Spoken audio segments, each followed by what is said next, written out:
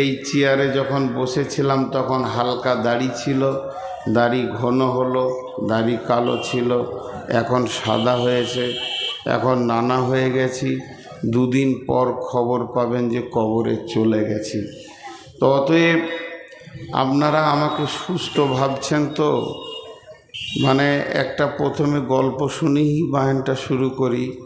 এক রাজার মনে কিছু খেয়ালি রাজা ছিল, খেয়ালি রাজা, যখন যা মন যেত করতো, সেগুলো কোনো প্রয়োজন ছিল না। এক রাজা নাকি আকাশের তারা গুনতে গিয়েছিল গোপাল ভাঁড়কে দিয়ে, সে এক গল্প আছে। তা এক রাজার নিয়ত হচ্ছে যে আমি ইতিহাসে মানে কি বলে মিডিয়াতে নাম নিব, যে এর আগে কেউ নামটা নিতে পারে নাই, আমিই নেব। তোর মাথাতে আসলে একটা বিরাট বড় পুকুর করলো, গোটা পুকুরটাকে মার্বেল পাথর দিয়ে বেঁধে দিল এবং বলল যে দুধের পুকুর হবে, 1 ঘন্টার জন্য হলে দুধের পুকুর হবে। এলাকার যত ঘোষ ছিল গোয়ালা তাদেরকে ডেকে বলল, প্রত্যেক তোরা বাধ্যতামূলক 1 ঘড়া করে দুধ রাতের আঁধারে ফেলে দিবি, সকালে দেখব দুধের পুকুর, আমার নামটা হয়ে যাবে ইতিহাসে, ঝামেলা চুকে যাবে। লম্বা একটা ড্রেন করে দিয়েছে, এখানে সব দুধ ফেলবি। রাজা ফজরের সময় উঠে এসে দেখছে আজকে আমার নাম হবে, লোক হইচই করে দেখবে, কিন্তু আসলে পানির পুকুর হয়ে গিয়েছে। রাজার তো মাথা খারাপ, এতগুলো গোয়ালা, এলাকায় ঘোষ, প্রায় 2-4 লক্ষ ঘোষকে বললাম, আর এরা পানি কি করে কি হলো, সব কটাকে একটা হল ঘরে ভরেছে। বলে সত্য কথা বল, না হলে মেরে দিব। সবাই বলছে স্যার আমি মনে মনে ভাবলাম সবাই দুধ দিচ্ছে, তো আমি 1 ঘড়া পানি দিই। আসলে পানি সবাই দিয়ে দিয়েছে। এবার যেখানেই যেছি খালি বলছে আজকের রাতটা আপনি শেষে নিয়ে কষ্ট করালেন, কার থেকে আর করতে হবে না। আবার কাল যেখানে যাব ওরা বলবে হ্যাঁ এই একটা রাত খালি কষ্ট করালেন, আর করতে হবে না। তা আমার কপালে এটা আল্লাহ মেরে দিয়েছে, এটা মানুষের তৈরি নয়, আমার এটা কপালে আছে, শেষকালে পাবো। আমার এখন বর্তমান সুগার হচ্ছে 490। এই পানি নিয়ে বসেছি, এই খানিক করে পানি খাবো আর চালো। তো একটু করে সহানুভূতির নজরেও দেখতে হয় মানুষকে। আমার পা দুটা আগুনের মতো জ্বলছে, সত্য কথাগুলো বলছি। পাগুলোকে ঘষছি, কখনো মার্বেলে ঘষছি। এটা আমার বয়সের শেষ, কারণ প্রত্যেককেই এভাবে পৃথিবী ছাড়তে হয়েছে, আমাকেও ছাড়তে হবে। যাই হোক, আপনারা বসেছেন, আমি আপনাদেরকে একটা বড় খবর নিয়ে এসে পৌঁছিয়েছি, কিন্তু সকলে উঠেও আসলেন, কেউ কেউ উঠে আসতে পারেনি। ওগুলো সিপিএমের মাল ছিল পুরাতন, যেখানে বসেছে সেখানটায় দখল করেছে। ওরা উঠবে না, ওখানেই থাকবে। ওদের কাছে কোরআনও কাজে লাগবে না, হাদিসও কাজে লাগবে না, আল্লাহ বাকে আর রসুলই বাকে। আর এইখানে এরা দাঁড়িয়ে আছে, এরা যে কোন বংশ থেকে এসেছে, এদের বাপই কে আর এদের মাই কে, এদেরকে কি আদব একটু শিখায়নি? এদের কি হায়া, লজ্জা, শরম, চামড়ার সাইজ কতটা মোটা হলে এখনও দাঁড়িয়ে থাকতে পারে? আবার চুল রেখেছে দেখছেন, গোটাটা নাড়া করে মাথার উপরে, মনে হচ্ছে 2টো মাথা নিয়ে দাঁড়িয়ে আছে। হ্যাঁ, লজ্জা কর বাপ, খানিকটা লজ্জা কর। চলেন, আমি আজকে সরাসরি চলে যাচ্ছি মেন প্রেক্ষাপটে। কেয়ামত। কেয়ামত সম্পর্কে রাসূলুল্লাহ সাল্লাল্লাহু আলাইহি ওয়াসাল্লামকে অনেক প্রশ্ন করা হয়েছে। সেই দিনটা আসছে কই? আল্লাহ রসুলকে আল্লাহ বললেন তুমি বলে দাও, কুল ইন্নামাল ইলমু ইনদাল্লাহ ওয়া ইন্নামা আনা নাযিরুম মুবিন। সেই দিনের পরিপূর্ণ জ্ঞানটা আল্লাহর কাছে আছে, কবে আসবে, কোন টাইমে আসবে। আমি তোমাদেরকে শুধু ভয় দেখানেওয়ালা, সেই দিনের খবর দেনেওয়ালা। নবী মানে তো সাংবাদিক, নাবা মানে খবর। নিজের পয়সায় কিনা লয়, শ্বশুর ঘর থেকে লুটা মাল, আর বাপের কুপুত্র। কোন জায়গায় যে 100 লিটার বাড়াইতে হয় এটাও জানে না। জি, তো আমি মাত্র তোমাদেরকে ভয় দেখাতে এসেছি। আমি যতগুলো আয়াত করেছি সব এই ধরনের।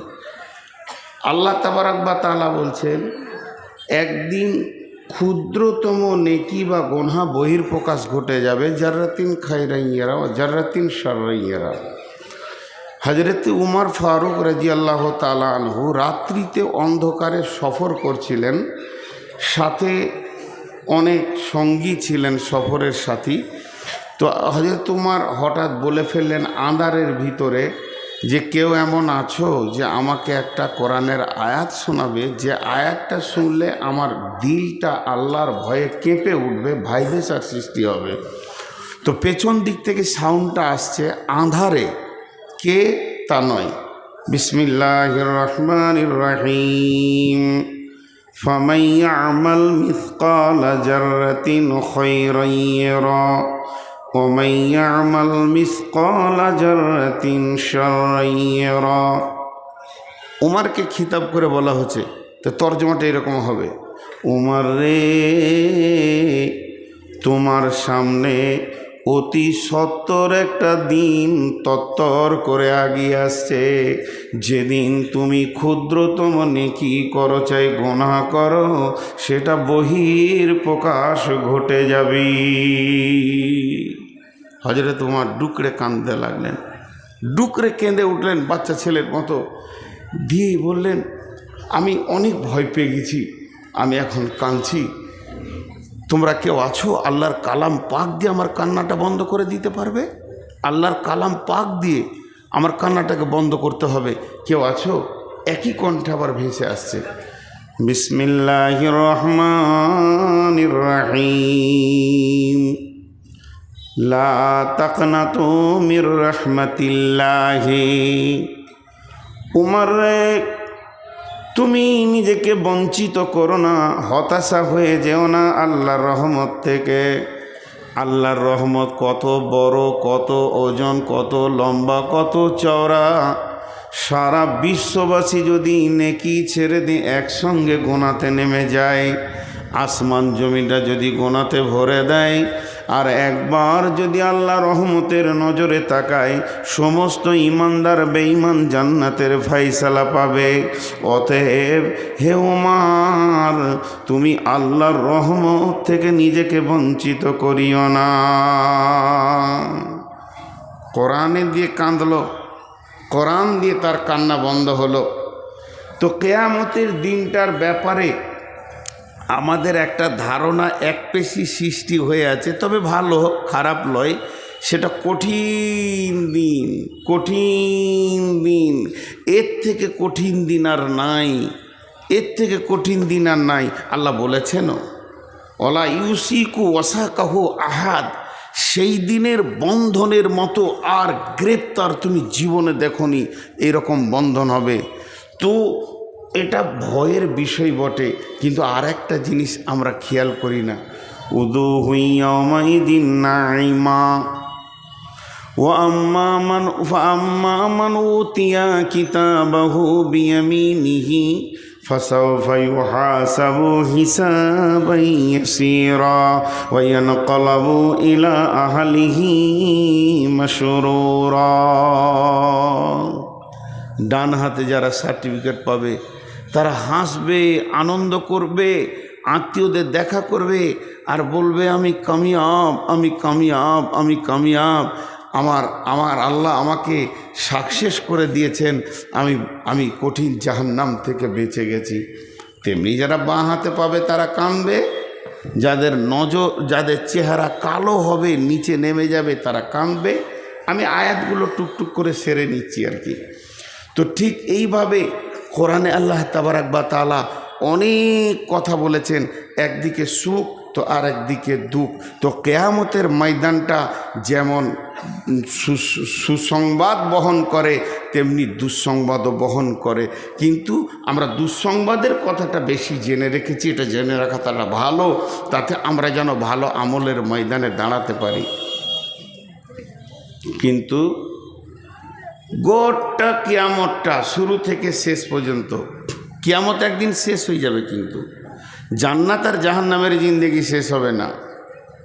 কিন্তু গোটা কিয়ামতের ভিতরে আপনার আমার দিলের তাসাল্লি দেবে, সান্ত্বনা দেবে, দিলকে ঠান্ডা করবে, এরকম কোনো জিনিস আছে কিয়ামতের ময়দানে? আছে, চারটা আছে, চারটা গুনেলেন। তার মধ্যে আজকে একটাকে বিস্তারিত বলবো আর তিনটে গুনিয়ে দিব। বিসমিল্লাহির রহমানির রহিম। ইন্না আতাইনাকাল কাউসার